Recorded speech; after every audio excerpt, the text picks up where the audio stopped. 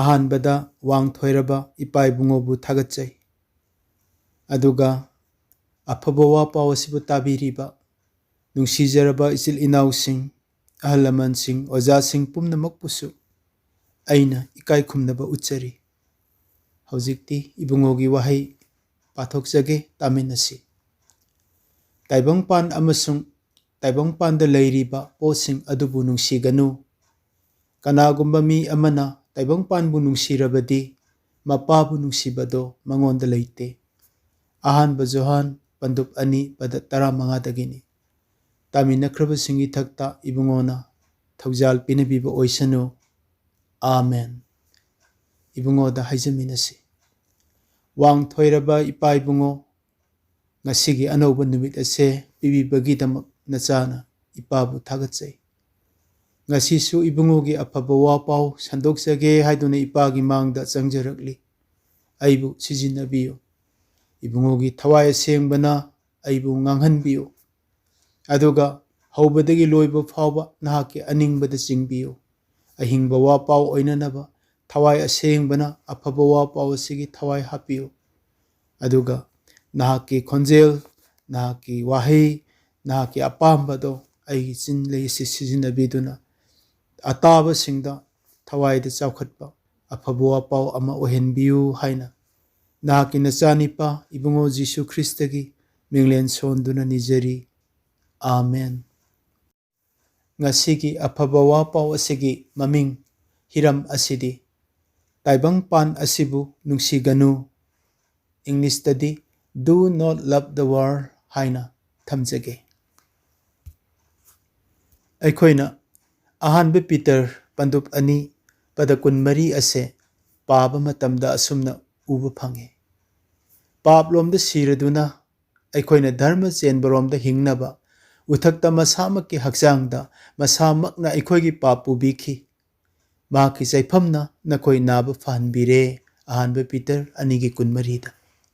ꯃꯁꯤꯗ ꯏꯆꯤꯜ ꯏꯅꯥꯎꯁꯤꯡ, ꯃꯁꯥꯃꯛꯅ ꯎꯊꯛꯇ ꯑꯩꯈꯣꯏꯒꯤ ꯄꯥꯞ ꯄꯨꯕꯤꯈꯤ ꯍꯥꯏꯔꯤꯕꯁꯦ ꯑꯩꯈꯣꯏꯅ ꯅꯣꯔꯣꯛꯇ ꯈꯥꯡꯒꯗꯧꯔꯤꯕ ꯑꯋꯥ ꯃꯩꯆꯥꯛ ꯑꯗꯣ ꯏꯕꯨꯡꯉꯣꯅ ꯀ꯭ꯔꯣꯁꯇ ꯆꯞ ꯆꯥꯅ ꯅꯣꯔꯣꯛꯀꯤ ꯃꯩꯆꯥꯛ ꯑꯗꯣ ꯈꯥꯡꯕꯤꯈꯤ, ꯄꯨꯕꯤꯈꯤ ꯍꯥꯏꯕꯁꯦ ꯈꯪꯍꯟꯕꯤꯔꯤꯕꯅꯤ꯫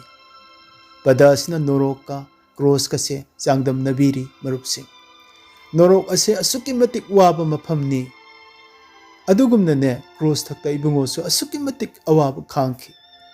ꯅꯣꯔꯣꯛꯇꯤ ꯏꯟꯗ꯭ꯔꯤꯁꯦ ꯈꯧꯒꯪꯅꯗꯨꯅꯅꯦ ꯈꯧꯔꯥꯡꯕꯅ ꯂꯣꯏꯕ ꯃꯐꯝꯅꯤ꯫ ꯑꯗꯨꯒꯨꯝꯅ ꯏꯕꯨꯡꯉꯣ ꯖꯤꯁꯨ ꯈ꯭ꯔꯤꯁꯇꯅꯁꯨ ꯀ꯭ꯔꯣꯁ ꯃꯊꯛꯇ ꯈꯧꯒꯪꯅꯗꯨꯅꯅꯦ ꯑꯩ ꯈꯧꯔꯥꯡꯉꯤ ꯍꯥꯏꯅ ꯃꯍꯥꯛꯅ ꯍꯥꯏꯈꯤ꯫ ꯑꯗꯨꯕꯨ ꯅꯣꯔꯣꯛꯇ ꯏꯁꯤꯡ ꯐꯪꯗꯕꯒꯨꯝ ꯏꯕꯨꯡꯉꯣꯁꯨ ꯀ꯭ꯔꯣꯁ ꯃꯊꯛꯇ ꯏꯁꯤꯡ ꯐꯪꯈꯤꯗꯦ ꯏꯆꯤꯜ ꯏꯅꯥꯎꯁꯤꯡ ꯑꯩꯈꯣꯏꯅ ꯃꯌꯦꯛ ꯁꯦꯡꯅ ꯎꯕ ꯐꯪꯉꯤ, ꯄꯥꯕ ꯃꯇꯝꯗ ꯊꯦꯡꯅꯩ꯫ ꯅꯣꯔꯣꯛꯇꯤ ꯏꯁꯣꯔꯒꯤ ꯆꯩꯔꯥꯛ ꯄꯤꯐꯝ ꯑꯦꯚꯔꯂꯥꯁꯇꯤꯡ ꯖꯦꯜꯅꯤ꯫ ꯏꯁꯣꯔꯅ ꯊꯥꯗꯣꯛꯈ꯭ꯔꯕ ꯃꯤꯁꯤꯡ ꯑꯗꯨꯒꯤ ꯂꯩꯐꯝꯅꯤ꯫ ꯃꯐꯝ ꯑꯗꯨꯗ ꯃꯤꯁꯤꯡꯅ ꯑꯋꯥꯕꯒꯤ ꯄꯟꯈꯩ ꯌꯧꯔꯗꯨꯅꯅꯦ ꯏꯁꯣꯔꯕꯨ ꯈꯣꯟꯖꯦꯜ ꯍꯧꯅ ꯍꯧꯅ ꯀꯧꯗꯨꯅꯅꯦ ꯑꯩꯕꯨ ꯀꯔꯤꯒꯤꯅꯣ ꯊꯥꯗꯣꯛꯄꯤꯔꯝꯃꯤꯅꯣ ꯅꯣꯔꯣꯛꯁꯤꯗ ꯍꯥꯏꯅ ꯑꯗꯨꯃꯛ ꯂꯦꯟꯒꯗꯕ ꯃꯐꯝꯅꯤ꯫ ꯑꯗꯨꯒꯨꯝꯅ ꯏꯁꯣꯔꯒꯤ ꯃꯆꯥꯅꯤꯄꯥꯅꯁꯨ ꯀ꯭ꯔꯣꯁ ꯃꯊꯛꯇ ꯋꯥꯕꯒꯤ ꯄꯟꯈꯩ ꯌꯧꯔꯗꯨꯅꯅꯦ ꯈꯣꯟꯖꯦꯜ ꯍꯧꯅ "ꯏꯄꯥ, ꯏꯄꯥ, ꯑꯩꯕꯨ ꯀꯔꯤꯒꯤ ꯊꯥꯗꯣꯛꯄꯤꯔꯤꯕꯅꯣ" ꯍꯥꯏꯅ ꯃꯍꯥꯛꯁꯨ ꯀꯟꯅ ꯂꯥꯎꯈꯤ꯫ ꯏꯆꯤꯜ ꯏꯅꯥꯎꯁꯤꯡ, ꯃꯗꯨ ꯃꯥꯊꯤ ꯄꯟꯗꯨꯞ 28 ꯄꯗ 43ꯗ ꯎꯕ ꯐꯪꯉꯤ꯫ ꯏꯁꯣꯔꯒꯤ ꯃꯆꯥꯅꯤꯄꯥꯅ ꯅꯣꯔꯣꯛꯀꯤ ꯑꯋꯥꯕ ꯑꯗꯨꯃꯛ ꯀ꯭ꯔꯣꯁꯇ ꯑꯩꯈꯣꯏꯒꯤꯗꯃꯛ ꯈꯥꯡꯕꯤꯈꯤ ꯍꯥꯏꯕꯁꯦ ꯀ꯭ꯔꯣꯁ ꯑꯁꯤꯅ ꯑꯩꯈꯣꯏꯗ ꯎꯅꯅꯕꯒꯤꯗꯃꯛꯇ ꯀ꯭ꯔꯣꯁ ꯑꯁꯦ ꯈ꯭ꯋꯥꯏꯗꯒꯤ ꯃꯔꯨ ꯑꯣꯏꯕ ꯑꯣꯏꯅ ꯏꯁꯣꯔꯅ ꯑꯩꯈꯣꯏꯗ ꯎꯠꯄꯤꯔꯤꯕ ꯄꯥꯟꯗꯝ ꯑꯃꯅꯤ꯫ ꯏꯕꯨꯡꯉꯣꯅ ꯑꯋꯥ ꯈꯥꯡꯕꯤꯕꯒꯤ ꯃꯄꯥꯟꯅ ꯉꯁꯤ ꯑꯩꯈꯣꯏꯅ ꯄꯥꯞ ꯀꯣꯛꯆꯕ ꯑꯃꯁꯨꯡ ꯇꯥꯏꯕꯪꯄꯥꯜ ꯑꯁꯤꯗꯒꯤ ꯁꯦꯡꯅ ꯂꯩꯕ ꯐꯪꯖꯔꯤꯕꯅꯤ꯫ ꯑꯗꯨꯅꯅꯤ ꯏꯁꯣꯔꯅ ꯇꯥꯏꯕꯪꯄꯥꯜ ꯑꯃꯁꯨꯡ ꯃꯁꯤꯒꯤ ꯃꯅꯨꯡꯗ ꯂꯩꯔꯤꯕ ꯄꯣꯠꯁꯤꯡ ꯑꯗꯨꯕꯨ ꯅꯨꯡꯁꯤꯒꯅꯨ ꯍꯥꯏꯅ ꯋꯥꯔꯅꯤꯡ ꯇꯧꯔꯤꯕꯁꯦ ꯑꯩꯈꯣꯏꯗ꯫ ꯀꯅꯥꯒꯨꯝꯕ ꯃꯤ ꯈꯔꯗꯤ ꯇꯥꯏꯕꯪꯄꯥꯜ ꯑꯁꯤꯅ ꯅꯝꯗꯨꯅ ꯃꯣꯠꯍꯟꯕꯤ꯫ ꯃꯈꯣꯏꯅ ꯑꯃꯣꯠꯄ ꯇꯥꯏꯕꯪꯄꯥꯟꯗꯒꯤ ꯆꯦꯟꯊꯣꯛꯆꯅꯤꯡꯉꯤ, ꯁꯦꯡꯅ ꯍꯤꯡꯖꯅꯤꯡꯉꯤ, ꯑꯗꯨꯕꯨ ꯂꯝꯕꯤꯗꯤ ꯐꯪꯕ ꯉꯝꯗꯦ ꯃꯔꯨꯞꯁꯤꯡ꯫ ꯂꯥꯏꯕꯛ ꯐꯕ ꯀꯅꯥꯒꯨꯝꯕ ꯈꯔꯅ ꯏꯁꯣꯔꯅ ꯃꯈꯨꯠꯃꯛꯅ ꯆꯤꯡꯊꯣꯛꯄꯤꯗꯨꯅ ꯄꯥꯞ ꯀꯣꯛꯄꯤꯔꯒ ꯃꯥꯒꯤ ꯃꯆꯥ ꯑꯣꯏꯅ ꯁꯦꯡꯅ ꯂꯩꯌꯨ ꯍꯥꯏꯅ ꯊꯝꯕꯤ꯫ ꯑꯗꯨꯕꯨ ꯃꯩꯔꯥꯟꯕꯤꯅ ꯃꯩꯔꯤꯗ ꯆꯣꯡꯁꯤꯟꯕꯒꯨꯝ ꯍꯟꯖꯤꯟ ꯍꯟꯖꯤꯟ ꯑꯃꯣꯠꯄ ꯇꯥꯏꯕꯪꯄꯥꯟꯗ ꯏꯁꯣꯔꯒꯤ ꯃꯆꯥ ꯑꯣꯏꯈ꯭ꯔꯕꯁꯤꯡꯅ ꯆꯣꯡꯁꯤꯜꯂꯒ ꯊꯋꯥꯏ ꯃꯥꯡꯍꯟꯖꯕꯁꯨ ꯂꯩ꯫ ꯃꯁꯤꯗ ꯑꯩꯅ ꯍꯥꯏꯖꯅꯤꯡꯕꯗꯤ ꯃꯤ ꯀꯥꯡꯂꯨꯞ ꯑꯃꯅ ꯑꯃꯣꯠꯄ ꯇꯥꯏꯕꯪꯁꯤꯗꯒꯤ ꯊꯣꯛꯑꯒ ꯁꯦꯡꯅ ꯍꯤꯡꯖꯅꯤꯡꯉꯤ, ꯑꯗꯨꯕꯨ ꯂꯝꯕꯤꯗꯤ ꯐꯪꯖꯗꯦ꯫ ꯀꯅꯥꯒꯨꯝꯕ ꯈꯔꯅ ꯏꯁꯣꯔꯅ ꯀꯟꯕꯤꯈ꯭ꯔꯕ ꯇꯨꯡꯗ ꯑꯃꯨꯛ ꯇꯥꯏꯕꯪꯄꯥꯟꯁꯤꯗ ꯃꯩꯔꯥꯟꯕꯤꯒꯨꯝ ꯆꯣꯡꯁꯤꯟꯗꯨꯅ ꯊꯋꯥꯏ ꯃꯥꯡꯅꯕ ꯍꯣꯠꯅꯗꯨꯅ ꯂꯩ ꯍꯥꯏꯕꯁꯤꯅꯤ꯫ Hairiba mi makhal ani sigi manungdagi ahanbada taibangpana motlhanbikhrabi hingnabagi lambi matang taibangdagi nanthoknaba thijaribi nupi amagi wari ai dijage. Hairibi nupi adudi atai kanasu natte chilinau sing Samaria nupi sinful woman aduni. Ibungona Judea-dagi Galil tamna Samaria phawraga nongma lakhi. Maduda Jacob ki guha mapada lamchat soiribi mangarak mayum paluragane kainaraba matung taruk suba nipa amaga matam khargi oina leiminaribi miyamna tinsilabi Samaria nupi aduga thengnakhi amasuk wari sabikhi. Wari khara sanaraba matungda ibungona nupi aduda haiki kanana su chinga sida su Jerusalem da su ipa adubu khurum loidaba matam mado haujik oire maramdi isordi thawaini mahapu khurumba singna thawaida amasung achumbada khurumgadabani haina takpiki. Masidesida ibungona nupi aduda chinga sida su Jerusalem da su haina pallibase marup sing masimatang ai sengdok charumge. Jehudi singnadi isorgi leifamse Jerusalem gi Zion jingdani haidana mafamduda Jerusalem temple sajai. Aduga Samaria singnadi mapu ibungogi leifamdi Sekem manake Gerizim hariba chingsidani haidana mafamduda makoina temple sai. Adubu Samaria mi singi laibak thibadi makoina moksigi lairik manga to natana otigi atopa maruoiba lairik singasdi loina reject tawi yate. Aduna makoigi achumba isorasi full knowledge makoida leite. Aduna pa concept pa tara teret ki kulhumdoida Athens ki mi singnane lai matang sung khurumaga aroibada khangdaba laida haina iraga khurumba aduga Samaria singa chap manai aduna makoidi isor masa khangdaba jati ama oirabani. Aduna Prabhuna nupi aduda achumba isor se khurumba takpiribani marupsi. Masida Bible preacher amana wahang khara hangi tariba ikoida. Preacher adugi wahang adudi atai nate. Karigino ibungo Jisu Kristagi tambibaga taibang mi ekhoi gi tambibaga wakhal khenariba. Pap chelabi nupi asidadi nauno pokpa haibase tambigani ekhoi oiradi. Adubu ibungo nadi mangonda achumba khurumba haibase tambi. Achumba isor khurumnaba lambi takpi. Nicodemus tadi ekhoina achumba isor khurumba ase tambigani miyoiba ekhoinadi. Adubu ibungo nadi mangonda nauno pokpa oina tambi. Karigino haidana mana wahang ama hangi. Madugi maramdi Chilinau sing Nicodemus di achumba isor ase phajana khangba mini. Aduga mahakna Jisu Krista asisu isordagi lakpani haibase sengna khangi John 3:2 da ubu phangi. Haujik Nicodemus na watliba haibase atai natte. Achumba isor suma phajana khanglaba ibungo Jisu maksu isordagi lakpani haibase khangi. Mana nungdalo na thajaraga phumduna thamliba Jisu Krista se phongna miya mamangda laukthokduna kanbibo mapu ibungo Jisu Krista bu thajai hena loksinjaraga nauna pokpa sikhaktani Nicodemus ta watliba. Aduna ibungo na Nicodemus tane achumba isor khurumba se nit oidabagi maramna nauna pokpa habise tambiribani. Adubu Samaria nupi asidi achumba isor khangdribini. Adugi su mathakta mahakti mingchat thirabini. Mirak tindrabini, pap senbini. Magi awaba ikaiba athiba mingset ase koknabane mirak tinba yanaba amatta ngairaba pambai adudi achumba isor se khangaga madu phangba mikupta mahak taibangpan ya amot pastagi chenthorko phangjaga doribani. Aduna ibungona mangonda achumba isor khurumba se takbiribani. Nungsijaraba isil inausing wari ase loidri. Motlabi mina tin sinarabi ikai piruk khumlabi amot pi nupi ado taibang panbadagi karamna sengdok pirambage karamna amot pa taibangdagi kauthokduna senglaba isorgi mi ama ohinbirambage haibase ai makha khajiktang chathajage. Ibungona nupi adu dai nangi na puroiba kaurao maduda mana hai ibungo aigidi ipuroiba leijate. Prabhuna hai chummi nangi nipa manga lerami kaina khre haujik leiriba taruk suba dusu nangi natte. Madudagi nupi aduna chingnarakladuna asumna haiba hore Krista koba masiha lenglakani haiba aina khangi. Ibungona mangonda hai nangonda wa ngangliba ai mak mahak aduni John 3:19-13. Nupi aduna khutak thajaki anauba pangal phangjaki aduga mirak tindrabi mi ukhini haiduna ne नुमित जुंग मतमदा लोन लाखिबि नुपी अदुनने मखुत्ता पाइरम पुल्लदो लंथरमगा फोंग मान अफबवा पाउ संदोकनब जिसुगी पाउजेल पुदुन फोंग चटकी मीसिंग साखी पीखी अदुगा मीना तिनसिनरबी वामतसु लौबिरमदबदो नुमित अदुददी महाकी साखी दो मियामना थाजखी वर्स 39 उबु फंगी समरियादा ख्वाइदगी पाप चेनबिनी हाइना खंगनरंबा नुपी अदो नुमित अदुदगिदी समरियादा रिवाइवल पोरखिबि नुपी अमा ओइना महाकु सक खंगनखी महाक समरियादा रिवाइवल पोरखिबि नुपी ओइना सक खंगबिखी अदुगा महाक ताइबंग पांदगी सेंगना तोंगाना लैख्रे मरमदि महाक अचुंबा ईश्वर फंगजख्रे जिसुबु उख्रे मसिनी मोटलबा ताइबंग पानसदगी नानथोकनबा पांबै थिजरमबि नुपी अमना यामना वाना इबुंगोबु अचुंबा ईश्वर फंगबा मिकुप्ता सेंगना थोरक्तुना महाक ताइबंग पांदा अमुक हना तुंग हना येंखिदबगी वारिसे अखोइसु समरिया नुपी अदुगुम्बा नत्रने इसिल इनाउसिंग कयादा वाना माना अमोटपा ताइबंगदगी नानथोकचखिबा इबुंगो जिसु फंगजबदा कया हराउखिबा पुंछि चुपना असेंबा ओइना लेजखिबा अदुगुमना अखोइसु ngasi इबुंगो जिसु ख्रिस्टसे थौजालना फंगजख्रबनी कयादा लाइबुक फख्रबनो अखोइसु मागुमना अमुक हना अखोइसु ताइबंग पानसिदा नुंसी हाइदुना चंगसनदननबा अफबा वापाउ ताइबंग पानबबु नुंसीगनु हाइबसे अइना थमजरिबनी मसी तारगा अनौबा क्रिश्चियन सिंगनदी वहंग हंगनिंगलमगनी करिनोने ताइबंग पानदा लैरिबा अखोइबु ताइबंग पान नुंसीगनु हारिसिबो अनि चुम्मी मी ओइना पोखरबा अखोइ कना अमत्तना ताइबंग पालसिबु नुंसीदबा यावरमलो अखोइ कना अमत्ता मनुंग मतम चादना ताइबंग पानसे थादोक्तुना चटनिंगलमलो हेक पोकपा नुमित हंगा हाइना कप्पगा तारखिबदो ताइबंग फंबाक असिदनी ताइबंग नुंसा सोर होंदुना ताइबंग चिंजाक चादुना ताइबंग फिजेत सेतुना ताइबंग मिरो लोंदुना ताइबंग मी ओइना अखोइसे ngasi फावबा ताइबंग पालसते हिंगलकलबने अखोइना इबुंगो जिसु ख्रिस्टबु फंगजखिबा सिसु ताइबंग पाल असिदनी ngasi अखोइना पाप कोक्सेतुना ईश्वर खुरुमजरिबा सिसु ताइबंग पाल असिदनी अखोइगे निंगना संगसिंगसु ताइबंग पाल असिदा लैरि अदुगा करिगिनो इपा ईश्वरना अखोइदा ताइबंग पाल अमसुंग मसिगी मनुंगदा लैरिबा पोतसिंग अदुबु नुंसीगनु हाइना हारिबसे वहंग हंगबा याबनी मसिदा नुंसीगनु हारिबा ताइबंग पाल असिना करमबा ताइबंग पानो अदुगा मसिगी मनुंगदा लैरिबा पोतसिंग हाइबसिना करी करिनो मदुगी मतंगदा खजिक्तंग आई हाइजगे अखोइना हौजिक लैरिबा नुंसीख्रबा ताइबंग पाल असे चुम्मी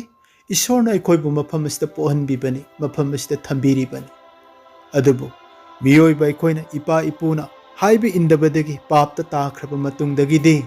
हौजिक अखोइना लैरिबा ताइबंग पाल असे किंगडम ऑफ डार्कनेस फत्तबु मपुदुगी अमंबा निंगथौ लैबा हाइबदो ओइख्रबनी इसिल इनाउसि सैतान मसामंगना ताइबंग पानसे अइंगोंदा सिनख्रे हाइना लाउथोकपिरम्मि अइ पाथजरके इबुंगोबु थेंबा मतमदा दियाबोलना अवांग चिंथक अमद पुखत्तुना ताइबंग पान पुम्बा निंगथौ लैबा असिबु उहनखि अदुगा माना इबुंगो जिसु ख्रिस्टदा हाय मसी अइंगोंदा पिथोखरे नंगना अइबु खुरुमलबदी पुमनमक असे नाकी ओइगनी लुक पंदुक मरी पद मंगा दगिना तरेत सैतान मसामकना लाउथोखरे ताइबंग पालबसे अइगी खुत्ता पिथोकपिरे हाइना मसीदगी अखोइन सेंगना खंगी the whole world is under the control of the evil one ताइबंग पान अपुंबा फत्तबा दुगी मखुत्ता लई अहानबा जोहन मंगागी 15 अखोइन उबो फंगी अदुना अखोइना ताइबंग पाल असिबु नुंसीबा मतमदा अखोइ ईश्वरगी येकनबा ओइरे इबनी जाकोब मरीगी मरीदा ताइबंग पानबु नुंसीबा महा अदो ईश्वरगी येकनबनी हाइना इदुना लैबा अखोइना ओइ ईश्वरगी अमत्ता ngarba मचानी पादबु अखोइदा थाबिरक्तुना ताइबंग पानबु कनबिनबगिदमो क्रॉसता मपान उसिल तौबिखिबदसु हौजिक अखोइना लैरिबा ताइबंग पालसदगी सतोकपुना अखोइबु ईश्वरगी मचा ओइना कनबिरगा सेंगना थंबिनबने John 3:16 da koin uribado aduga amuk taibang panba sigi manungda leiriba aikhoida nungsiganu hariba potsing aduna kari kari no makhoi sing adudi the lust of the flesh haksangi apamba the lust of the eyes mitki apamba the pride of life punsigi napal hariba sing asini nungsiroi doribase maramdi makhoi sing ase ipadagi natte aduba taibang pandagi ni John ahanba John anigi 13 ta ikhoin ubo phangi ꯍꯛꯆꯥꯡꯒꯤ ꯑꯄꯥꯝꯕ ꯍꯛꯆꯥꯡ ꯑꯁꯤꯅ ꯏꯁꯣꯔꯅ ꯌꯥꯗꯕ ꯍꯛꯆꯥꯡꯒꯤ ꯊꯕꯛꯁꯤꯡ ꯑꯗꯨ ꯈꯛꯇ ꯑꯇꯝꯅꯅ ꯑꯩꯈꯣꯏꯕꯨ ꯇꯧꯍꯟꯅꯅꯕ ꯆꯤꯡꯁꯤꯜꯂꯤ ꯃꯤꯠꯀꯤ ꯑꯄꯥꯝꯕ ꯃꯤꯠ ꯑꯁꯤꯅ ꯇꯥꯏꯕꯪ ꯄꯥꯟꯕꯒꯤ ꯄꯣꯠꯁꯤꯡ ꯑꯁꯤ ꯎꯍꯜꯂꯤ ꯑꯗꯨꯒ ꯀ꯭ꯔꯦꯚꯤꯡꯁ ꯇꯧꯍꯜꯂꯤ ꯇꯤꯟ ꯇꯥꯕ ꯃꯈꯩ ꯄꯥꯝꯍꯜꯂꯤ ꯑꯩꯈꯣꯏꯅ ꯍꯤꯡꯕꯗ ꯇꯥꯏꯕꯪ ꯄꯥꯟꯕꯒꯤ ꯄꯣꯠꯁꯤꯡ ꯑꯁꯦ ꯆꯪꯗꯕꯗꯤ ꯅꯠꯇꯦ ꯏꯆꯤꯜ ꯏꯅꯥꯎꯁꯤꯡ ꯑꯗꯨꯅꯅꯤ ꯁꯔꯒꯒꯤ ꯏꯄꯥꯅꯁꯨ ꯄꯣꯠꯁꯤꯡ ꯑꯁꯦ ꯑꯩꯈꯣꯏꯗ ꯀꯥꯟꯅꯩ ꯍꯥꯏꯕ ꯃꯊꯧ ꯇꯥꯏ ꯍꯥꯏꯕꯁꯦ ꯈꯪꯕꯤ ꯍꯥꯏꯗꯨꯅ ꯃꯊꯤ 6:32 ꯁꯦꯡꯅ ꯍꯥꯏꯕꯤꯔꯝꯃꯤ ꯏꯕꯨꯡꯉꯣꯅ ꯅꯤꯠ ꯑꯣꯏ ꯃꯊꯧ ꯇꯥꯏ ꯇꯥꯏꯕꯪ ꯄꯥꯟꯕꯒꯤ ꯄꯣꯠꯁꯤꯡ ꯑꯁꯦ ꯑꯗꯨꯅ ꯏꯁꯣꯔꯅ ꯑꯩꯈꯣꯏꯗ ꯄꯤꯁꯨ ꯄꯤꯅꯕꯤꯔꯤ ꯍꯤꯡꯕꯗ ꯆꯪꯕ ꯃꯆꯥꯛꯁꯤꯡ ꯌꯨꯝ ꯄꯤꯕꯤ ꯑꯗꯨꯒ ꯂꯣꯏꯅꯅ ꯆꯥꯅꯕ ꯆꯤꯟꯖꯥꯛ ꯄꯤꯕꯤ ꯁꯦꯠꯅꯕ ꯐꯤꯔꯣꯟ ꯄꯤꯕꯤ ꯁꯦꯟ ꯊꯨꯝꯁꯨ ꯇꯉꯥꯏ ꯐꯗꯕꯁꯤꯡ ꯅꯤꯠ ꯑꯣꯏꯕꯗꯣ ꯄꯤꯕꯤ ꯀꯅꯥꯒꯨꯝꯕ ꯈꯔꯗ ꯍꯦꯟꯗꯣꯛ ꯄꯥꯊꯣꯛꯅꯁꯨ ꯄꯤꯕꯤꯔꯤ ꯑꯗꯨꯕꯨ ꯄꯤꯔꯤꯕ ꯄꯣꯠ ꯈꯨꯗꯤꯡꯃꯛ ꯑꯁꯦ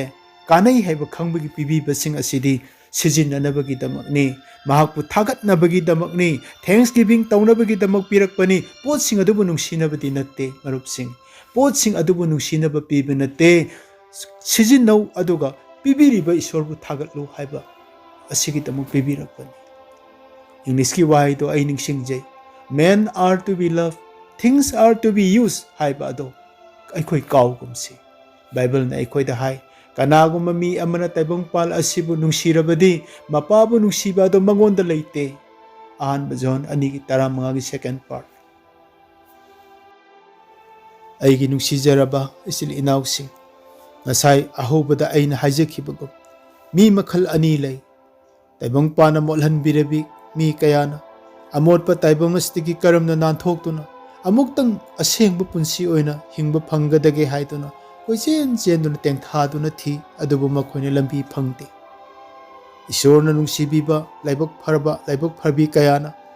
ꯏꯕꯨꯡꯉꯣ ꯖꯤꯁꯨ ꯈ꯭ꯔꯤꯁꯇꯒꯤ ꯏꯅ ꯁꯦꯡꯗꯣꯛꯄꯤꯔꯒ ꯁꯦꯡꯅ ꯊꯝꯕꯤ ꯇꯣꯉꯥꯟꯅ ꯑꯗꯨꯕꯨ ꯃꯈꯣꯏꯅ ꯃꯩꯔꯥꯟꯕꯤꯒꯨꯝꯅ ꯑꯃꯣꯠꯄ ꯇꯥꯏꯕꯪ ꯄꯥꯟꯕꯗ ꯍꯟꯅ ꯆꯣꯡꯁꯤꯜꯂꯒ ꯊꯋꯥꯏ ꯊꯥꯗꯨꯅ ꯃꯥꯡꯍꯟꯖꯩ ꯑꯗꯨꯒꯨꯝꯕ ꯃꯤꯁꯤꯡ ꯑꯗꯨꯒꯤ ꯃꯃꯤꯡ ꯄꯜꯂꯛꯄꯗ ꯏꯕꯨꯡꯉꯣ ꯖꯤꯁꯨ ꯈ꯭ꯔꯤꯁꯇꯅ ꯑꯩꯈꯣꯏꯗ ꯂꯣꯠꯀꯤ ꯅꯨꯄꯤꯕꯨ ꯅꯈꯣꯏꯅ ꯅꯤꯡꯁꯤꯡꯉꯨ ꯍꯥꯏꯗꯨꯅ ꯂꯨꯛ 18:32 ꯇꯝꯕꯤ ꯑꯗꯨꯒ ꯂꯣꯠꯀꯤ ꯅꯨꯄꯤꯒꯤ ꯋꯥꯔꯤ ꯑꯁꯤꯗꯤ ꯃꯩꯍꯧꯔꯣꯟ 18:18 ꯑꯩꯈꯣꯏꯅ ꯎꯕ ꯐꯪꯏ ꯃꯥꯒꯤ ꯃꯃꯤꯡꯗꯤ ꯌꯥꯎꯗꯦ ꯃꯔꯨꯞꯁꯤꯡ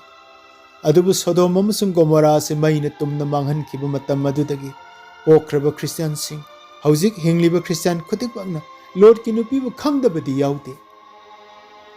ꯂꯣꯠꯀꯤ ꯅꯨꯄꯤ ꯑꯁꯤ ꯑꯍꯥꯟꯕꯗ ꯅꯨꯄꯤꯁꯤꯡꯒꯤ ꯃꯔꯛꯇ ꯈ꯭ꯋꯥꯏꯗꯒꯤ ꯂꯥꯏꯕꯛ ꯐꯕꯤ ꯅꯨꯄꯤ ꯑꯣꯏꯅ ꯍꯧꯔꯛꯈꯤꯕꯅꯤ ꯏꯆꯤꯜ ꯏꯅꯥꯎꯁꯤꯡ ꯃꯗꯨꯗꯤ ꯏꯁꯣꯔꯅ ꯃꯥꯒꯤ ꯑꯣꯏꯒꯦ ꯍꯥꯏꯗꯨꯅꯏꯍꯥꯟ ꯍꯥꯟꯅ ꯖꯥꯇꯤ ꯑꯃ ꯁꯦꯝꯒꯠꯅꯕ ꯃꯥꯒꯤ ꯑꯁꯦꯡꯕ ꯃꯤꯁꯤꯡ ꯑꯣꯏꯅ ꯃꯥꯒ ꯆꯠꯃꯤꯟꯅꯅꯕ ꯑꯕ꯭ꯔꯥꯍꯝꯕꯨ ꯈꯟꯗꯣꯛꯄꯤꯈꯤ ꯃꯗꯣ ꯑꯕ꯭ꯔꯥꯍꯝꯒꯤ ꯗꯔꯥꯗꯒꯤ ꯀꯟꯕꯤꯕ ꯃꯄꯨ ꯏꯁꯣꯔꯒꯤ ꯃꯆꯥ ꯖꯤꯁꯨ ꯈ꯭ꯔꯤꯁꯇꯁꯦ ꯊꯥꯔꯛꯂꯒ ꯇꯥꯏꯕꯪ ꯄꯥꯟꯕꯕꯨ ꯃꯈꯣꯏꯒꯤ ꯃꯤꯁꯤꯡꯕꯨ ꯃꯈꯣꯏꯒꯤ ꯄꯥꯞꯇꯒꯤ ꯀꯟꯕꯤꯅꯅꯕ ꯊꯧꯔꯥꯡ ꯑꯃꯅꯤ ꯑꯗꯨꯒꯨꯝꯕ ꯂꯥꯏꯕꯛ ꯐꯔꯕ ꯏꯁꯣꯔꯅ ꯀꯧꯊꯣꯛꯄꯤꯕ ꯊꯥꯖꯕꯒꯤ ꯃꯄꯥ ꯑꯕ꯭ꯔꯥꯍꯝꯒꯤꯅꯦ ꯏꯃꯨꯡꯗ ꯏꯍꯥꯟ ꯍꯥꯟꯕ ꯃꯧ ꯑꯣꯏꯅ ꯂꯣꯠꯀꯤ ꯅꯨꯄꯤꯁꯦ ꯑꯕ꯭ꯔꯥꯍꯝꯒꯤ ꯃꯃꯧ ꯑꯣꯏꯖꯈꯤꯕꯅꯤ ꯃꯗꯣ ꯈ꯭ꯋꯥꯏꯗꯒꯤ ꯂꯥꯏꯕꯛ ꯐꯔꯕꯤꯅꯤ ꯏꯁꯣꯔꯒꯤ ꯑꯆꯧꯕ ꯄꯥꯟꯗꯝ ꯄꯔꯄꯁ ꯑꯃꯒꯤꯗꯃꯛ ꯅꯨꯄꯤ ꯃꯌꯥꯝꯒꯤ ꯃꯔꯛꯇꯒꯤ ꯃꯥ ꯈꯛꯇꯕꯨ ꯑꯕ꯭ꯔꯥꯍꯝꯒꯤ ꯏꯃꯨꯡꯗ ꯑꯍꯥꯟꯕ ꯑꯣꯏꯅ ꯀꯧꯊꯣꯛꯄꯤꯔꯤꯕꯅꯤ ꯑꯗꯨꯒ ꯑꯕ꯭ꯔꯥꯍꯝꯅ ꯎꯔꯗꯒꯤ ꯊꯣꯛꯂꯛꯄ ꯃꯇꯝꯗ ꯂꯣꯠꯁꯨ ꯌꯥꯎꯈꯤ ꯀꯔꯤꯒꯨꯝꯕ ꯃꯇꯝ ꯑꯗꯨꯗ ꯂꯣꯠꯅ ꯅꯨꯄꯤ ꯊꯤꯔꯝꯕ ꯑꯣꯏꯇꯥꯔꯒꯗꯤ ꯃꯥꯒꯤ ꯅꯨꯄꯤꯁꯨ ꯌꯥꯎꯅ ꯊꯣꯛꯂꯛꯄ ꯑꯣꯏꯔꯝꯒꯅꯤ ꯑꯕ꯭ꯔꯥꯍꯝ ꯂꯣꯠ ꯃꯇꯝꯒꯤ ꯃꯇꯨꯡ ꯏꯟꯅ ꯆꯍꯤ 13 ꯂꯩꯔꯛꯑꯕ ꯃꯇꯝꯗ ꯏꯅꯥꯛ ꯈꯨꯜꯂꯛꯈꯤ ꯃꯤꯅꯥꯏ ꯃꯤꯁꯟ ꯁꯥꯁꯟ ꯌꯥꯝꯃꯤ ꯂꯝ ꯌꯦꯟꯊꯣꯛꯅꯔꯁꯤ ꯍꯥꯏꯗꯨꯅ ꯌꯦꯟꯊꯣꯛꯄ ꯃꯇꯝꯗ ꯂꯣꯠꯅ ꯖꯣꯔꯗꯟ ꯚꯦꯂꯤ ꯑꯗꯣ ꯈꯟꯈꯤ ꯑꯕ꯭ꯔꯥꯍꯝꯅ ꯗꯤꯖꯥꯔꯠ ꯍꯤꯜ ꯑꯣꯐ ꯀꯅꯥꯟ ꯅꯨꯡꯒꯥꯏ ꯃꯔꯛꯇ ꯆꯤꯡ ꯑꯃꯗ ꯂꯩꯍꯧꯈꯤ ꯑꯗꯨꯒ ꯂꯣꯠꯅ ꯁꯣꯗꯣꯝ ꯐꯥꯎꯕ ꯃꯊꯪ ꯁꯟꯗꯣꯛꯈꯤꯗꯨꯅ ꯔꯨꯠꯁ ꯏꯟ ꯁꯣꯗꯣꯝꯗ ꯃꯔꯥ ꯇꯥꯅ ꯈꯨꯟꯗꯥꯈꯤ Sodom Gomorrah was a city of excitement which came alive when the sun went down. Mayai karaba saharni numit hek tarakpada papki kumhai hauba saharni adubu Lord ki family na koina leiraklabasu madu khanglabasu Sodom thadoga Jordan Valley gi mapalomda tholakke haiba wakhaldi tawkhide thorang tawbusu makoi leikide mafam aduda makoi hainana leiki makoi gi achetpa impham ado Madhuda खुंदाखिबगी मरमननी ईश्वरगी दूतसिंगना लॉर्डकी युमदा थुंगलब मतम अदुदसु सर्ग दूतसिंग अदो इज्जत मांगहनगे मपानदा पुथोरओ हायदना नुमिदांग हेक यौगिबगा kumhai hauraba miyam aduna Lord ki thong namthekpa aikoin ui maihauron 18 angel singna Lord ta sahar ase ut olhalagani nakhoi khonglai thuna chatlo chelo natrabadi sahar ase chaira piba matamda nakhoi se tumna manglagani haiduna warning piki 18 da adubu Lord ki family na mi mata khong thangdok tun satkide sil inaw sing maramdi makhoi na thadok lamga doriba lanthum amasung sahar adugi maramna makhoi ningjing manjing duna ne yamna hesitating tawraga laiki adudagi angel singna Lord su magi nupi su macha nupi ani su makhut khujeng paira ga singthok piki haibase pandup 18 gi pada 13 ta ikhoi ubu phangi dut singna haiki thawai hingna bachelo tung hana yenglakanu pada pandup 18 gi pada 13 ta ubu phangi Lord na jawari yorokpa matamda numi tholakle Jehovah na Sodom amasung Gomorrah gi mathakta Atya dagi Jehovah gi maiga kantrukpa ado chuthahanki sahar tampak amasung mi tumna mangki Lord ki nupi na tunghana yengthoklobadagi maman tanglaba punsi ado thumgi yumbi onki haibase pandup 18 gi pada 13 deni 16 phawbada uba phangi mana tungda hana yenglubagi maramde mahagi masadi jawar yongna selakle adu magi pokning amasung magi thamoidi Sodomda adumak leibagi maramna yengkhibani Magna thumgi yumbi onkiba matam adumaktada Israel gi mapoi bungana jawar gi singdon da leplaga makhuting thoktuna Lord ki family masing suna selak pra haini yengjaki makhoi welcome tawna nabagi da makhuting thoktuna ngai biki mado Lord ki family da new promise new blessings new tribes masemgat biki haidana ngai ribani adubu makhoina chingadu yorokpa matamdadi Lord ki nupidi yawraktre magti tung hana yenglubadagi thumgi yumbi onkiduna mathoi mangkhre maram aduna Ishwar gi new promise new blessing mayam ado ningba kahenkhre Ishwar se maram aduna Ishwar ningba jati Ishwar ki ba jati thon bigi haiduna makhoi bu kokthok piraga Ishwar na jawarda ngai leraga ikai bigi masak oiraba Lord ki nupi leitaba maramna Moab amasung Amoni oina magi dhardo santokpa hoki silinaw sing Samaria nupi aduna amangma taibang pandagi mai onthok tuna Ishorda chenthoraki adubu Lord ki nupi di taibang panda mai onsil aduna thawai mangjaki asigumba mi makhal ani se aikoi gi irakta sungasi adumak leiba yai aduna ni aina taibang panbu sibu nungsiganu haiba hiram asida aina khajitang ngangjari Adam amadi Eve ki matamda mapoi bungona Eden inkhol gi upal sing asindaning tamda chaw adubu inkhol asigi mayai da hauriba apha phata khangnaba upalgi uhai asidi chaganu masi charabadi nakhoi sigani haina akanba yathang piki adubu makhoina Ishorgi yathang thugai duna chaki miron da siba thangthaki Romeo manga gi 12 da ujai aduga Lord ki matamda Sodom Gomorrah tumna manglagani na thawai hingnaba chen khro tunglomda amuk hana yenglakanu haina akanba yathang piki adubu Lord ki nupina Sodom amasuk madugi manungda leriba taibang pangi posing adubu nungsibadagi tunghana yenglubadagi thumgi yumbi onduna thawai mangjaki maduna Lord ki asa pumba thugai ki macha nupi singi thamoi kai ki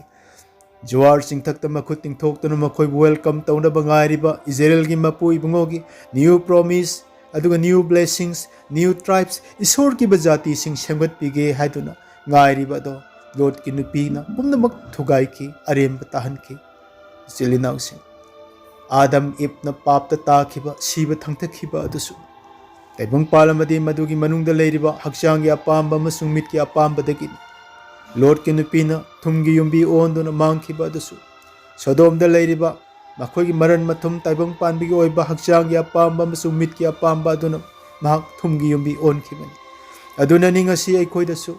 anobo lepnaba matam asidasu aikhoigi Ishorna aikhoida taibang pan amasung masigi manungda leiriba posing adubu nungsiganu haina akanba yathang piribase masi isam chamba statement natte taibang pan asibu nungsirubada aikhoina kaisu thoi haiganu Lord ki nupigum Adam Eve sigadoribani aikhoina taibang pan asigi tholokpa matamda hingba haibado aikhoi phangadoribani masi siba amasung hingba anigi marakta warep amani aina mathakta haijakhribasing ase hakchanggi apamba amasung mitki apamba ani sigi matangdani adubu ama watli marupsing ꯃꯗꯨꯗꯤ ꯄꯨꯟꯁꯤꯒꯤ ꯅꯥꯄꯜ ꯑꯁꯤꯁꯨ ꯑꯩꯈꯣꯏꯅ ꯅꯨꯡꯁꯤꯔꯣꯏꯗꯕ ꯑꯃꯅꯤ꯫ ꯄꯨꯟꯁꯤꯒꯤ ꯅꯥꯄꯜꯒꯤ ꯃꯇꯥꯡꯗ ꯑꯩ ꯈꯖꯤꯛꯇꯪ ꯑꯃꯨꯛ ꯃꯈꯥ ꯁꯝꯊꯖꯒꯦ꯫ ꯅꯥꯄꯜ ꯍꯥꯏꯕꯁꯦ ꯌꯥꯝꯅ ꯁꯥꯊꯤꯕ ꯄꯣꯠꯁꯛ ꯑꯃꯅꯤ꯫ ꯃꯍꯥꯛꯇꯤ ꯑꯉꯥꯡ ꯑꯍꯟ, ꯅꯨꯄꯥ ꯅꯨꯄꯤ, ꯁꯤꯡꯂꯨꯞ ꯃꯦꯝꯕꯔ, ꯄꯥꯁꯇꯔ, ꯏꯁꯣꯔ ꯅꯤꯡꯕ ꯅꯤꯡꯗꯕ ꯈꯥꯏꯗꯦ, ꯃꯤꯑꯣꯏꯕꯗ ꯂꯦꯡꯗꯅ ꯂꯩꯕ ꯄꯣꯠꯁꯛꯅꯤ꯫ ꯅꯥꯄꯜ ꯑꯁꯤ ꯂꯧꯊꯣꯛꯈ꯭ꯔꯦ ꯍꯥꯏꯔꯒ ꯂꯣꯏꯕ ꯄꯣꯠꯁꯛꯁꯨ ꯅꯠꯇꯦ꯫ ꯃꯍꯥꯛꯇꯤ ꯇꯤꯜꯍꯧ ꯃꯔꯨꯒꯨꯝꯕꯅꯤ, ꯑꯣꯅꯤꯌꯟ ꯂꯦꯌꯔꯁꯀꯨꯝꯕꯅꯤ, ꯃꯔꯣꯟ ꯑꯗꯨꯝ ꯂꯩꯕꯅꯤ꯫ ꯑꯗꯨꯅ ꯇꯞꯅ ꯇꯞꯅ ꯂꯣꯏꯕ ꯐꯥꯎꯕ ꯂꯧꯊꯣꯛꯄ ꯑꯁꯦ ꯈ꯭ꯋꯥꯏꯗꯒꯤ ꯍꯦꯟꯅ ꯃꯔꯨ ꯑꯣꯏ꯫ ꯂꯨꯁꯤꯐꯔꯅ ꯂꯩꯈꯥ ꯇꯥꯈꯤꯕꯗꯣ, ꯂꯨꯁꯤꯐꯔ ꯐꯣꯜ ꯍꯥꯏꯔꯤꯕꯗꯨꯁꯨ ꯅꯥꯄꯜ ꯑꯁꯤ ꯇꯧꯔꯨꯕꯗꯒꯤꯅꯤ ꯃꯔꯨꯞꯁꯤꯡ꯫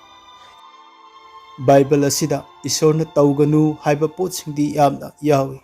ꯑꯗꯨꯕꯨ ꯗꯥꯏꯔꯦꯛ ꯊꯤꯡꯉꯨ ꯍꯥꯏꯕ ꯋꯥꯍꯩ ꯑꯁꯤꯗꯤ ꯑꯅꯤꯔꯛꯇꯒꯤ ꯍꯦꯟꯅ ꯌꯥꯎꯗꯦ꯫ ꯃꯗꯨꯗꯤ ꯑꯍꯥꯟꯕꯗ ꯏꯕꯨꯡꯉꯣꯅ ꯆꯥꯎꯊꯣꯛꯄꯁꯤꯡꯕꯨ ꯊꯤꯡꯉꯤ ꯍꯥꯏꯕ ꯑꯃ ꯖꯥꯀꯣꯕ 4:3 ꯑꯩꯈꯣꯏꯅ ꯎꯒꯅꯤ꯫ ꯊꯪꯅꯕ ꯚꯔꯁ 7ꯗ ꯗꯤꯌꯥꯕꯣꯜꯕꯨ ꯊꯤꯡꯉꯨ ꯍꯥꯏꯕ ꯑꯃꯒ ꯌꯥꯎꯒꯅꯤ꯫ ꯏꯆꯤꯜ ꯏꯅꯥꯎꯁꯤꯡ, ꯆꯥꯎꯔꯕ ꯍꯣꯂꯤ ꯕꯥꯏꯕꯜ ꯊꯥꯈ꯭ꯔꯕ ꯑꯁꯤꯒꯤ ꯃꯅꯨꯡꯗ ꯋꯥꯔꯤ ꯀꯌꯥ ꯌꯥꯎꯔꯕꯁꯨ ꯁꯩꯇꯥꯟꯒꯤ ꯋꯥꯔꯤꯗꯤ ꯍꯥꯞꯇꯦ꯫ ꯃꯔꯝꯗꯤ ꯕꯥꯏꯕꯜ ꯑꯁꯦ ꯃꯈꯣꯏꯒꯤꯗꯃꯛ ꯏꯔꯝꯕ ꯅꯠꯇꯦ, ꯃꯥꯒꯤ ꯅꯨꯡꯁꯤꯕ ꯃꯆꯥꯁꯤꯡꯒꯤꯗꯃꯛ ꯏꯕꯤꯔꯝꯕꯅꯤ, ꯃꯥꯡꯈ꯭ꯔꯕꯁꯤꯡꯕꯨ ꯀꯟꯕꯤꯅꯕꯒꯤꯗꯃꯛ ꯏꯕꯤꯔꯝꯕꯅꯤ꯫ ꯑꯥꯏꯖꯦꯌꯥ ꯆꯦꯞꯇꯔ 14 ꯚꯔꯁ 12ꯇꯒꯤꯅ 14 ꯐꯥꯎꯕꯗ ꯂꯨꯁꯤꯐꯔ ꯐꯣꯜ ꯃꯇꯦꯛ ꯑꯃꯈꯛ ꯌꯥꯎꯒꯅꯤ꯫ ꯏꯖꯦꯀꯤꯌꯦꯜ ꯆꯦꯞꯇꯔ 28 ꯚꯔꯁ 13-17 ꯑꯁꯤꯗ ꯚꯔꯁ 5 ꯈꯛ ꯇꯨꯔꯒꯤ ꯅꯤꯡꯊꯧꯗ ꯁꯩꯊꯥꯕ ꯗꯤꯌꯥꯕꯣꯜꯒꯤ ꯁꯛꯇꯝ ꯑꯗꯣ ꯈꯖꯤꯛꯇꯪ ꯎꯠꯂꯝꯒꯅꯤ꯫ ꯑꯗꯨꯗꯒꯤ ꯍꯦꯟꯅ ꯕꯥꯏꯕꯜ ꯑꯁꯤꯗ ꯁꯩꯇꯥꯟꯒꯤ ꯋꯥꯔꯤ ꯍꯥꯞꯇꯦ꯫ ꯑꯩꯈꯣꯏꯒꯤ ꯏꯔꯛꯇ ꯅꯥꯄꯜ ꯇꯧꯕ ꯀꯅꯥꯒꯨꯝꯕ ꯌꯥꯎꯔꯕꯗꯤ ꯑꯩꯈꯣꯏꯒꯤ ꯋꯥꯔꯤ ꯑꯁꯤ ꯍꯤꯡꯕꯒꯤ ꯂꯥꯏꯔꯤꯛꯇ ꯏꯁꯣꯔꯅ ꯁꯨꯡꯏ ꯏꯁꯜꯂꯝꯂꯔꯣꯏ ꯃꯔꯨꯞꯁꯤꯡ꯫ ꯑꯗꯨꯅ ꯃꯁꯤ ꯑꯩꯈꯣꯏꯅ ꯆꯦꯛꯁꯤꯟꯃꯤꯟꯅꯒꯗꯕꯅꯤ꯫ ꯍꯥꯏꯕ ꯏꯜꯂꯕ ꯏꯕꯨꯡꯉꯣꯒꯤ ꯄꯥꯈꯣꯟ ꯆꯠꯄ ꯄꯣꯜ, ꯅꯨꯃꯤꯠ ꯈꯨꯗꯤꯡꯒꯤ ꯑꯩꯅ ꯀ꯭ꯔꯣꯁꯇ ꯁꯤ ꯍꯥꯏꯅ ꯂꯥꯎꯊꯣꯛꯆꯔꯤꯕ ꯃꯅꯥꯏ ꯑꯗꯨ ꯐꯥꯎꯕ ꯃꯉꯣꯟꯗ ꯁꯤꯟꯅꯕ ꯊꯕꯛ ꯑꯗꯨ ꯆꯥꯎꯕꯒꯤ ꯃꯔꯝꯅ, ꯅꯋꯥꯡꯈꯤꯅꯤ ꯍꯥꯏꯗꯨꯅ ꯄ꯭ꯔꯥꯏꯗ ꯐꯦꯁ ꯇꯧꯒꯗꯣꯔꯦ ꯈꯪꯕ ꯃꯔꯝꯅ ꯏꯕꯨꯡꯉꯣꯅ ꯇꯤꯡꯈꯪ ꯑꯃ ꯃꯥꯒꯤ ꯃꯁꯥꯗ ꯊꯝꯕꯤꯈꯤ ꯍꯥꯏꯅ ꯃꯍꯥꯛꯅ ꯄꯥꯎꯗꯝꯖꯔꯝꯃꯤ꯫ ꯄꯥꯃꯤꯟꯅꯁꯤ꯫ ꯑꯊꯣꯏꯕ ꯐꯣꯡꯗꯣꯛꯄꯤꯕ ꯑꯁꯤꯒꯤ ꯃꯔꯝꯅ ꯑꯩꯅ ꯍꯦꯟꯅ ꯆꯥꯎꯊꯣꯛꯇꯅꯅꯕ ꯑꯩꯒꯤ ꯍꯛꯆꯥꯡꯗ ꯇꯤꯡꯈꯪ ꯑꯃ ꯄꯤꯕꯤꯔꯦ, ꯃꯗꯣ ꯑꯩꯅ ꯍꯦꯟꯅ ꯆꯥꯎꯊꯣꯛꯇꯅꯅꯕ ꯑꯩꯕꯨ ꯁꯨꯗꯠꯅꯕ ꯁꯩꯇꯥꯟꯒꯤ ꯗꯨꯠ ꯑꯣꯏꯔꯦ꯫ ꯑꯅꯤꯁꯨꯕ ꯀꯣꯔꯤꯟꯊꯤꯌꯥꯒꯤ 12:8 ꯎꯕ ꯐꯪꯏ꯫ ꯅꯨꯃꯤꯠ ꯈꯨꯗꯤꯡꯒꯤ ꯀ꯭ꯔꯣꯁꯇ ꯁꯤꯖꯔꯤꯕ ꯄꯣꯜ ꯐꯥꯎꯕ ꯅꯋꯥꯡꯈꯤꯅꯤ ꯍꯥꯏꯗꯨꯅ ꯇꯤꯡꯈꯪ ꯑꯃ ꯊꯝꯕꯤꯔꯕꯗꯤ ꯏꯁꯣꯔꯅ ꯑꯩꯈꯣꯏꯗ ꯇꯤꯡꯈꯪ ꯊꯝꯕꯤꯗ꯭ꯔꯤꯉꯩꯗ ꯀꯌꯥꯃꯨꯛ ꯍꯦꯟꯅ ꯑꯩꯈꯣꯏꯅ ꯅꯣꯂꯨꯛꯐꯝ ꯊꯣꯛꯄꯅꯣ? ꯑꯩꯅ ꯉꯥꯡꯖꯔꯤꯕꯁꯤꯡ ꯑꯁꯦ ꯍꯛꯆꯥꯡꯒꯤ ꯑꯄꯥꯝꯕ, ꯃꯤꯠꯀꯤ ꯑꯄꯥꯝꯕ ꯑꯃꯗꯤ ꯄꯨꯟꯁꯤꯒꯤ ꯅꯥꯄꯜ ꯑꯍꯨꯝ ꯑꯁꯤꯒꯤ ꯃꯔꯝꯗꯅꯤ꯫ ꯑꯗꯨꯅ ꯍꯥꯏꯔꯤꯕ ꯑꯍꯨꯝ ꯑꯁꯤꯕꯨ ꯃꯥꯏꯊꯤꯕ ꯄꯤꯕ ꯉꯝꯅꯕ, ꯖꯣꯏ ꯇꯧꯕ ꯉꯝꯅꯕ ꯄꯥꯝꯕꯩ ꯑꯃꯈꯛꯇ ꯉꯥꯏꯔꯕ ꯄꯥꯝꯕꯩꯗꯤ ꯑꯩꯒꯤ ꯍꯛꯆꯥꯡꯕꯨ ꯑꯁꯦꯡꯕ ꯑꯍꯤꯡꯕ ꯏꯁꯣꯔꯕꯨ ꯄꯦꯜꯍꯟꯕ ꯏꯔꯥꯠꯄꯣꯠ ꯑꯣꯏꯅ ꯀꯠꯊꯣꯛꯄ ꯑꯁꯤꯈꯛꯇꯅꯤ꯫ ꯔꯣꯃꯤꯌꯣ 12:2 ꯑꯩꯒꯤ ꯅꯨꯡꯁꯤꯖꯔꯕ ꯏꯆꯤꯜ ꯏꯅꯥꯎꯁꯤꯡ, ꯕꯥꯏꯕꯜ ꯑꯁꯤꯗ ꯏꯁꯣꯔꯅ ꯇꯥꯏꯕꯪ ꯄꯥꯟꯕ ꯑꯁꯤꯕꯨ ꯅꯨꯡꯁꯤꯒꯅꯨ ꯍꯥꯏꯕꯁꯤ ꯁꯦꯡꯅ ꯍꯥꯏꯕꯤꯔꯦ꯫ ꯑꯗꯨꯒ ꯑꯃꯨꯛ ꯏꯁꯣꯔ ꯃꯁꯥꯃꯛꯅ ꯇꯥꯏꯕꯪ ꯄꯥꯟꯕꯕꯨ ꯑꯁꯨꯛꯀꯤ ꯃꯇꯤꯛ ꯅꯨꯡꯁꯤꯕꯤꯔꯦ ꯍꯥꯏꯕꯁꯨ ꯑꯃꯨꯛ ꯍꯥꯏꯕꯤ꯫ ꯑꯃꯨꯛ ꯏꯁꯣꯔꯅ ꯅꯨꯡꯁꯤꯔꯤꯕ ꯇꯥꯏꯕꯪꯄꯥꯜ ꯑꯁꯤꯅ ꯀꯔꯝꯕꯅꯣ? ꯑꯩꯈꯣꯏꯗ ꯅꯨꯡꯁꯤꯒꯅꯨ ꯍꯥꯏꯔꯤꯕ ꯇꯥꯏꯕꯪꯄꯥꯜ ꯑꯁꯤꯅ ꯀꯔꯝꯕꯅꯣ? ꯇꯥꯏꯕꯪꯄꯥꯜ ꯍꯥꯏꯕꯁꯦ ꯃꯈꯜ ꯑꯅꯤ ꯊꯣꯛꯏꯕꯁꯦ ꯀꯔꯤꯅꯣ? ꯃꯗꯨꯗꯤ ꯑꯍꯥꯟꯕꯒꯤ ꯇꯥꯏꯕꯪꯄꯥꯜ ꯑꯗꯨꯗꯤ ꯐꯤꯖꯤꯀꯦꯜ ꯌꯨꯅꯤꯚꯔꯁ, ꯑꯩꯈꯣꯏꯅ ꯂꯩꯔꯤꯕ ꯃꯐꯝ ꯑꯁꯤꯕꯨ ꯈꯪꯅꯩ꯫ ꯖꯣꯟ 19:1 ꯎꯒꯅꯤ꯫ ꯑꯅꯤꯁꯨꯕ ꯇꯥꯏꯕꯪꯄꯥꯜ ꯍꯥꯏꯔꯤꯕ ꯏꯁꯣꯔꯅ ꯅꯨꯡꯁꯤꯔꯤꯕ ꯑꯁꯤꯗꯤ ꯑꯇꯩ ꯑꯃꯠꯇ ꯅꯠꯇꯦ, ꯍ꯭ꯌꯨꯃꯦꯟ ꯕꯤꯡꯁ ꯍꯨ ꯂꯤꯚ ꯍꯤꯌꯔ, ꯇꯥꯏꯕꯪꯄꯥꯜ ꯑꯁꯤꯗ ꯍꯤꯡꯂꯤꯕ ꯃꯤꯑꯣꯏꯕ ꯀꯥꯡꯂꯨꯞ ꯑꯩꯈꯣꯏꯕꯨꯅꯤ꯫ ꯑꯍꯥꯟꯕ ꯖꯣꯟ 4:9 ꯑꯩꯈꯣꯏꯅ ꯎꯕ ꯐꯪꯒꯅꯤ꯫ ꯖꯣꯟ 3:16 ꯏꯁꯣꯔꯅ ꯇꯥꯏꯕꯪ ꯄꯥꯟꯕꯕꯨ ꯑꯁꯨꯛꯀꯤ ꯃꯇꯤꯛ ꯅꯨꯡꯁꯤꯕꯤꯔꯦ ꯍꯥꯏꯕ ꯑꯁꯤꯗꯤ ꯄꯥꯞꯇ ꯇꯥꯈ꯭ꯔꯕ ꯁꯩꯇꯥꯟꯒꯤ ꯈꯨꯠꯇ ꯂꯩꯈ꯭ꯔꯕ ꯃꯤꯑꯣꯏꯕ ꯑꯩꯈꯣꯏꯕꯨꯅꯤ ꯃꯔꯨꯞꯁꯤꯡ꯫ ꯑꯗꯨꯒ ꯑꯃꯅ ꯏꯁꯣꯔꯅ ꯇꯥꯏꯕꯪꯄꯥꯜ ꯑꯃꯁꯨꯡ ꯃꯁꯤꯒꯤ ꯃꯅꯨꯡꯗ ꯂꯩꯔꯤꯕ ꯄꯣꯠꯁꯤꯡ ꯑꯗꯨꯕꯨ ꯅꯨꯡꯁꯤꯒꯅꯨ ꯍꯥꯏꯕꯒꯤ ꯃꯔꯝꯗꯤ ꯅꯝꯕꯔ 1, ꯇꯥꯏꯕꯪꯄꯥꯜ ꯑꯁꯦ ꯁꯩꯇꯥꯟꯒꯤ ꯈꯨꯠꯇ ꯂꯩ꯫ ꯑꯍꯥꯟꯕ ꯖꯣꯍꯟ 5:19꯫ ꯑꯅꯤꯁꯨꯕꯗ ꯇꯥꯏꯕꯪꯄꯥꯜ ꯑꯃꯁꯨꯡ ꯃꯁꯤꯒꯤ ꯃꯅꯨꯡꯗ ꯂꯩꯔꯤꯕ ꯄꯣꯠꯁꯤꯡ ꯑꯁꯦ ꯏꯄꯥꯗꯒꯤ ꯅꯠꯇꯦ, ꯑꯗꯨꯕꯨ ꯇꯥꯏꯕꯪꯄꯥꯟꯗꯒꯤꯅꯤ꯫ ꯑꯍꯥꯟꯕ ꯖꯣꯍꯟ 2:13꯫ ꯑꯍꯨꯝꯁꯨꯕꯗ ꯇꯥꯏꯕꯪꯄꯥꯟꯕꯒꯤ ꯄꯣꯠꯁꯤꯡ ꯑꯁꯤꯕꯨ ꯅꯨꯡꯁꯤꯕ ꯃꯤ ꯑꯗꯨꯗ ꯃꯄꯥ ꯑꯗꯨꯕꯨ ꯅꯨꯡꯁꯤꯕ ꯃꯉꯣꯟꯗ ꯂꯩꯇꯦ꯫ ꯑꯍꯥꯟꯕ ꯖꯣꯍꯟ 2:15꯫ ꯃꯔꯤꯁꯨꯕꯗ Taibangpal amasung masigi manungda leiriba apambasing ado asum mangsilakli ahanba John anigi taratare mga subada Taibangpal na siga marup oiba mi ado ibungo mahaki yeknabani Jacob marigi mari masini isor na Taibangpal bunung siganu haibigi maram ase silinawsing afaba wapaw asigi loisalakpada chap manana isor ningjabi imung amakhaki nupi ani Makoy anigi manungda amanane isorgi damak Taibangpal tungda thanamduna isorda chetna ningjakhiba amanane isor thadoklaga Taibangpal bada amuk hankhiba masigi wari simatang ai hapjanjaramge matam amada Bethlehem da chak tangba thoki Elimelech haribani pasina Moab kilamda saidangnabi damak magi nupi Naomi machanipa Mahalon amasung Kilion bupuraga Moabta lakhi mapung maray farak labada Orpa amasung Ruth anibu machanupagi nupi oina mamaw oina lobikhi sahi taramuk panminnaramlaga nipa ahumak loina nongakhi Naomi Orpa Ruth khanghaudana lukhrabi oihokhi matam aduda Naomi na thamoi sokna mamaw anida yenglaga haijakhi ichanupi sing ai Bethlehem da hallage nakoi aigi damak na punsido nayum pantana adumak layganu nangi nayum da chatlo nakoi na napuroi ba amasung aibu nungsibikhiba adugumna Israel gi mapui bongona nakoi da hanbibo oisunu nungsibibo oisunu haina haiki madu tabada Orfa amasung Ruth na khonjel hauna kapki adudagi machem Orfa na manembok chupiraga mayumda hanki Moab da amuk hanjinki adubu Ruthi manembok thadokide isil inawsing Naomi na Ruth ta haike yengo nachidi mahaki misingi amasung mahaki lai singi mafamda hankre nahaksu nachigi tung induna chatkro Ruth amagi tara mangada uba phang adubo Ruth na haike ima nahakna yarekpa mafam ado ai yarekani nahaki mising ado aigi mising oigani nahaki isor ado aigi isor oigani nahakna siba mafam ado ai sigani nahakna phumba mafam aduda aisu phumgani siba natana aina nahakpu thadoklabadi Jehovahna achumba wayan tawbisanu haina kapki asumna Ruth nane achumba isor khangjaba maramna maraibak Moab mama mapa nungsiba sagai natai pomnamak ado tungoi naramlagane ima nangi nanakta leijage nangi isor ado ai ningjage haidunane Moab thadoklaga ahal oirabi Naomi gi Bethlehem khongchatta inaki nungsiraba isil inawsing Ruth nane magi nungsiba mama mapa marup mapang sagai natai Moab ki leibak maraibak pomba tungda thanamlaga Israel gi mapui bungo adu khaktabu ningjaba phanglabadi hainane Naomi ga loina namhaknadi Bethlehem da thorakhi adubu mache Orfadi mapuroiba nungsibagi maramna mapuroibagi isor ningbani mapuroiba leitaba matamda amuk hanigi laida hanjinki aduga isor khangdaba Moab ta mahak hanki adubu awabadi Orfanane Moab ta hek Naomi bu thadok tun hankiba chapter adudagi hingbagi larik ta mahaki testimony magi wari di yaukhidre Orfa haiba ming ase Bible da anirak khak pallaga adumak loisinkhre magi testimony lama khangda mangkhre marupsi adubu Ruth na isor thajabadi mapuroibaga mari leinade magi thawai hingnaba thajabani magi testimony di lama khangda loikhide Bethlehem da anauba testimony ma isorna hobiki isorna Ruth Boaz bu mapuroiba oina pinabiki magi masagi masadagi David ningthau poki David ki daradagi kanbiba mapu ibungo Jesu Christa poksaki isorna Bible gi larik humpu taruk asigi manungda special oina Ruth ki wari larik ama tongana hapiki marupsi ahal oirak labi wakhal pukning hantarak labi pangal yaurak trabi Naomi gane ingkhat lagliba maunaha masak matau fajabi kuchu kumen fajabi adugane saong sada changkhonbi amaga leibak amadagi leibak ama lanane ngakpi senbinaba kana yaudana ising khong kaya landuna umang kaya landuna marubhumi lalagane lamjau lamhangda Bethlehem tana chatpa haibase araiba khongchat natte marupsing isor yaudana oithokpa yaba khongchat natte thajabana Naomi amasung Ruth na kanasu yaudana ne leibak amadagi leibak ama nupi ani khakta chatpa ngamkhibani maramdi Naomi amasung Ruthna Israelgi Ishorbu chetna thajajai thawai asengbasu laktringai otigi matamni Ruthna Ishorgidamak pumnamak tungda thamba ngamkhibado adu oirabadi ngasi thawai asengba phanglaba ibungo Jisu Kristagi macha Christian oikraba aikoinati Ruthagi kayamuk hena aikoina taibong palasibu thadokduna chatpa ngampham thokpano marupsing ahanba John anigi tara tareta asumna iduna lay taibong palamasung masigi apamba adu sumangsilakli adubu Ishorgi ningba tauba mi adu khaktana matam pumnamakta lengdana lay